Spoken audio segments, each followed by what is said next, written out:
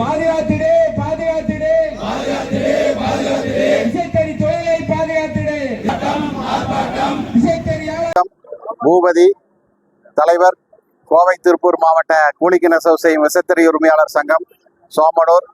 கடந்த 2 ஆண்டுகளாகவே எங்களுக்கு ஒரு நியாயமான புதிய கூலி உயர்வு வேண்டும் என்று கூறி பல்வேறு கட்டங்களில் போராட்டம் நடைபெற்று மாவட்ட நிர்வாகம், கோவை திருப்பூர் மாவட்ட நிர்வாகங்கள், மாநில அரசு அமைச்சர்கள் மற்றும் திருப்பூர் மாநகர மேயர், கோவை பாராளுமன்ற உறுப்பினர், தொழிலாளர் நலத்துறை ஆணையர்கள், கைத்தறித்துறை உதவி ஆணையர்கள் முன்னிலையில் நடைபெற்ற பேச்சுவார்த்தையில் ஏற்றுக்கொண்ட கோவை திருப்பூர் மாவட்ட ஜவுளி உற்பத்தியாளர்கள் சோமனூர் பகுதி ரகங்களுக்கு 15%, இதர பகுதி ரகங்களுக்கு 10% கூலி உயர்வையும் அமல்படுத்த கோரி இன்றைய தினம் அவனாசியிலே ஆயிரக்கணக்கான விசைத்தறியாளர்கள் குடும்பத்தோடு ஆர்ப்பாட்டம் நடத்தி கொண்டிருக்கின்றோம்.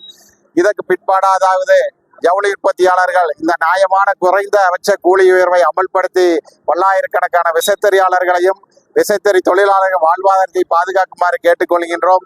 இதற்கு பின்பாடும் தொடர்ந்து அமல்படுத்த மறுத்தால் எங்களுடைய கூட்டமைப்பு கூடி அடுத்த கட்டமாக மிகப்பெரிய அளவிலே போராட்டத்தை கையில் எடுக்க வேண்டிய சூழல் ஏற்படும்.